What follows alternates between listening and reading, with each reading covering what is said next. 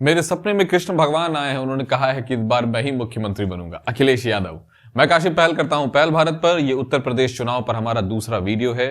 पहला वीडियो का जो पूरा डिस्क्रिप्शन है वो हमने उसका जो लिंक है वो हमने अपने वीडियो के नीचे दे दिया है। अगर आपको देखना हो तो जरूर देखिए। हमने उसमें बताया है जातीय समीकरण को लेकर।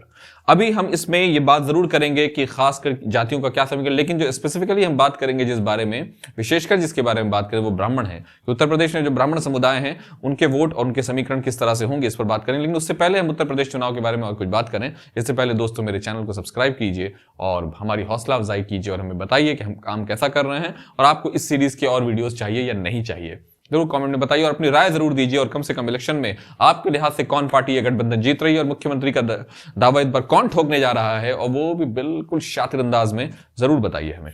खैर, अब आते हैं वीडियो पर। 7 फेज में होने वाली इलेक्शन जो 10 फरवरी शुरू हो जाएंगे और 15 मई को चूंकि सरकार बननी है 2017 वाली जो विधानसभा है, उस विधानसभा में जो एक बात बहुत इंपॉर्टेंट है वो ये है कि ये विधानसभा जो है वो खत्म हो जाएगी। मतलब ये जो 17 वाली विधानसभा है वो खत्म हो जाएगी और फिर नई विधानसभा शुरू होगी। उसमें नए मुख्यमंत्री हो सकते हैं या फिर वही मुख्यमंत्री हो सकते हैं, लेकिन जो भी हो ये चलता रहेगा। अब मैं आपको कुछ चीजों में बताऊं जो उत्तर प्रदेश में, जो पश्चिमी उत्तर प्रदेश का आपने अक्सर सुना होगा, काफी प्रॉस्पेरस और काफी अमीर एरिया है वो, इसके बारे में कहते हैं कि वो पश्चिमी उत्तर प्रदेश है। वहां पूरे जो यूपी में 17% आबादी जो है जाटों की है और वो उनका बाहुल्य क्षेत्र है और लगभग 115 से 120 सीट ऐसे हैं जिसपे उनका लगभग डायरेक्ट प्रभाव है और 45-50 पर तो वो लगभग डिसीजन मेकर हैं। तो तय है कि उन तक होकर ही चीफ मिनिस्टर का रास्ता जाता है। इस बार, पिछले बार का अगर मैं आपको परफॉर्मेंस कुछ बताऊं तो आप सुनकर हैरत में पड़ जाएंगे कि क्या क्या हुआ और कैसे हुआ। मैं आपको बताऊं, पहले मैं आपको आबादी का जो उत्तर प्रदेश का है वो बता दूं। जाट लगभग 17% है, ओबीसी 45%, टोटल दलित 21%, फॉरवर्ड 20% और मुस्लिम जो हैं वो भी लगभग 17 से 18% माने जाते हैं। ये मैंने लगभग वो बताया है जो कास्ट का, जो उत्तर प्रदेश कास्ट लिस्ट का जो डिटेल है वो मैंने आपको बता दिया है। इससे ऊपर नीचे हो सकता है, वो जनरली जनगणना के साथ बनता है और थोड़ा बहुत फर्क इसमें आता है, इसलिए हम एक 14 से 16 और 17 से 18 इस तरह का करते हैं। अब मैं आपको बताऊं, वेस्टर्न यूपी में जो 11 डिस्ट्रिक्ट हैं वो लगभग जाट प्रभावित एरियाज हैं, जैसा कि मैंने आपको पहले ही बता दिया। अब हम यहां बात कर रहे हैं जाटों के और ब्राह्मणों के बारे में। ओबीसी का तो हम पहले भी बात कर चुके हैं उस बारे में, और आपको जो असल में जानना है वो ये है कि नतीजा क्या होने वाला है। ओपिनियंस पोल के बारे में भी हम बात करेंगे कि डीएलएफ ने क्या डाला है, जी न्यूज ने क्या डाला है, हम उस पर भी बात करेंगे। लेकिन अभी आप आ जाइए इलेक्शन की जो सच्चाई है, जो अभी फैक्ट है उस पर आ जाते हैं, जो मैथमेटिक्स है उस पर आ जाते हैं। टोटल एक बात समझिए, SC ST को पिछले बार जो इलेक्शन हुआ, सुप्रीम कोर्ट ने उसमें ऑर्डर दिया कि 86 सीट उनको रिजर्व की जाए, जिसमें 84 जो है वो आप समझ सकते हैं कि 84 जो है वो SC के लिए है और 2 ST के लिए है। उसमें से 70 सीट पिछले वाले इलेक्शन में भारतीय जनता पार्टी जीती थी। आप सुनकर हैरत में हो गए, बसपा वगैरह कोई नहीं जीत पाई थी, या और उसमें से 69 वो जीती थी SC में और 1 जीत गई थी आपको ST वाले मामले में, और इस तरह से जीती। बाकी जो है वो समाजवादी पार्टी ने जीता था 7 सीट लगभग, और 19 सीट वहां उस एरिया में 1 सीट मिला था बसपा को। ये वहां का जाति और आरएलडी का बहुत प्रभाव है पश्चिमी उत्तर प्रदेश में। वहां के दलित जो वोट बैंक हैं, जो अक्सर जाट के साथ ही वोट डाल देते हैं, उनका वोट भी चला गया। लेकिन चूंकि पिछले बार दिवंगत अजीत सिंह जी थे तो उनकी बात दूसरी थी, इलेक्शन हार गए थे वो। इस बार उनके बेटा हैं जयंत चौधरी, अभी मैं बताऊंगा वो किसके साथ इलेक्शन लड़ रहे हैं, ये अलग बात है, लेकिन फिलहाल अभी ये है मामला। अब मैं आपको जो 312 सीट्स पे पहले ही से बीजेपी जीतकर बैठी हुई है भयानक बहुमत के साथ, ठीक है। अब क्या हो गया है, जो मसला मेन इंपॉर्टेंट है वो ये कि इस बार जो इलेक्शन हो रहा है उसमें क्या क्या समीकरण है। उसमें समीकरण सिर्फ जातीय नहीं है, इस बार मामला क्लास का भी है, सिर्फ कास्ट का नहीं है। कैसे?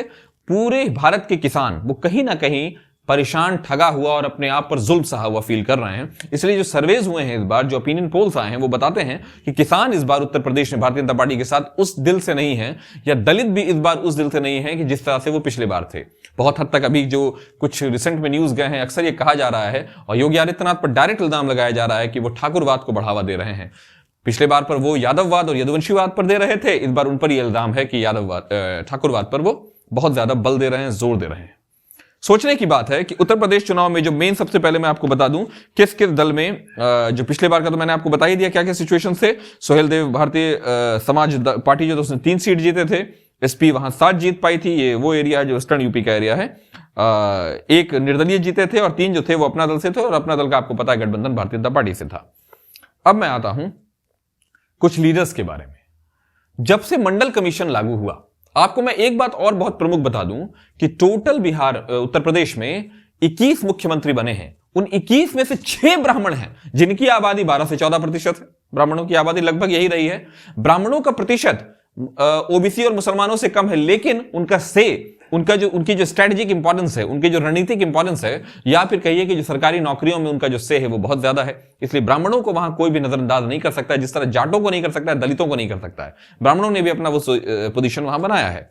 अब मैं आपको बताऊं, उसके बाद बीजेपी या उसकी गठबंधन के पास जो कुछ ओबीसी लीडर्स हैं, उनका मैं नाम बता दूं। वहां जो मेन स्टार हैं, केशव प्रसाद मौर्य, स्वामी प्रसाद मौर्य, स्वतंत्र देव सिंह, साक्षी महाराज, उमा भारती, साध्वी निरंजन ज्योति, अनुप्रिया पटेल, संजय निषाद, ये दोनों जो गठबंधन वाले हैं, जैसा कि मैंने आपको बताया। उसके बाद अब उधर आते हैं, जो उधर सबसे बड़ा चेहरा तो अखिलेश यादव ही हैं, खुद वो ओबीसी समाज से आते हैं। और दूसरा जो चेहरा जो मैंने आपको बताया कि दिवंगत अजीत सिंह जी के बेटे जयंत चौधरी जी का चेहरा है। ये दोनों मिलकर लड़ रहे हैं। भारतीय जनता पार्टी ने जब उनको ऑफर दिया कि हम उनको दावत दे रहे हैं, अमित शाह भी गए थे, पूरे के पूरे जाट एरिया में घूमने गए थे। वहां उन्होंने मुजफ्फरनगर एरिया जो है मैं आपको बता दूं वहीं आता है, वो दंगा पीड़ित एरिया था। वहां अमित शाह ने जाकर कहा है कि 2 टॉपिक हैं वहां, जो मैं आपको 2 इश्यूज बताऊं उत्तर प्रदेश इलेक्शन में जो इस बार हंगामा बर्पा किए हुए। एक है पूरी तरह से विस्थापन, माइग्रेशन, जो कैराना वाला एरिया है जहां अमित शाह अभी जहां घूम कर आए हैं। और दूसरा उन्होंने कहा कि 80 बनाम 20, 80 वर्सेस 20 आबादी को लेकर वो कह रहे हैं।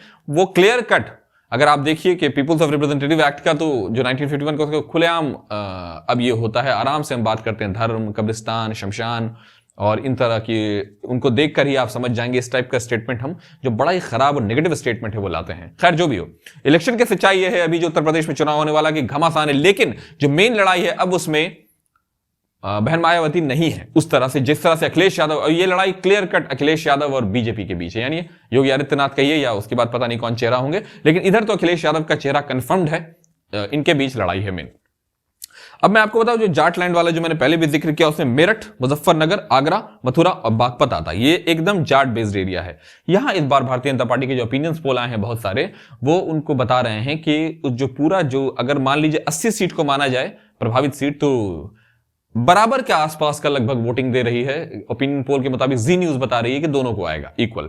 डीवी ने कहा है कि जो दूसरे चैनल्स हैं या दूसरे ओपिनियन पोल्स हैं, उन्होंने कहा है मिला जुलाकर कि भारतीय जनता पार्टी को इस बार जबरदस्त नुकसान होने वाला है।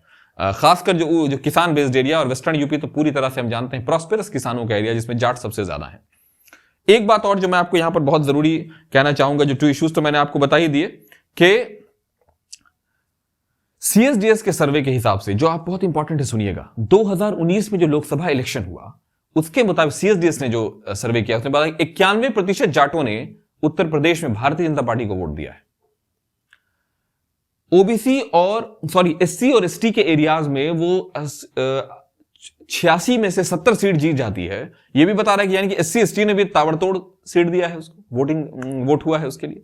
ये समझ में आ रहा है, यानी कि दलितों और जो बैकवर्ड्स के बीच में भारतीय जनता पार्टी ने अपनी पैठ जरूर जमा ली थी। लेकिन कहते हैं ना कि चूंकि अब मामला ऐसा और सच्चाई का मामला हो रहा था, वहां बहुत सारी ऐसी चीजें आ गई जिससे जाति व्यवस्था जैसी चीजों पर हमला होने लगा, या कहिए कि उसको बढ़ावा मिलने लगा, जिससे मंडल कमीशन के बाद वाली जो राजनीति थी वो फिर से उभरने लगी है ब्राह्मणों के बारे में। लेकिन ये कॉन्टेक्स्ट थोड़ा सा बदल जाता है। अब मैं आपको कुछ और टॉपिक पे डिस्कस करूं जो बहुत जरूरी है करना।